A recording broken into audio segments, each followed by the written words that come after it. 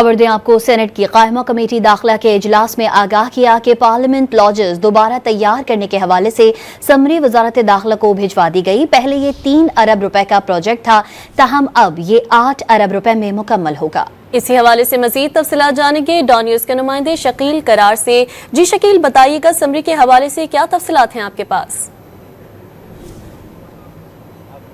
Parliament lodges के हवाले उठाए गए और बताया गया कि उसकी जो अंदरूनी हालत है वो इंतहाई नागुफ्ता बे हो चुकी है, फर्नीचर टूट चुका है, जबकि बाकी जगह भी तोड़ फोड़ है। उस वाले से CDA हुकाम ने कमेटी को बताया कि इस पर जो लागत है वो बढ़ चुकी है और इंटीरियर मिनिस्ट्री को बाकायदा तौर पर इस हवाले से आगाह कर दिया गया है, क्योंकि ये जो है वो उसमें क्लाइंट जो है नेशनल असम्बली है और पहले इसके लिए हमें 3 अरब रुपए दरकार थे और अब ये मनसूबा जो है 8 अरब में मुकम्मल होगा, जिसमें 3 अरब रुपए का सिविल वर्क होगा, 1 अरब रुपए फर्नीचर के लिए और 300 मिलियन जो है वो लिफ्ट के लिए दरकार होंगे।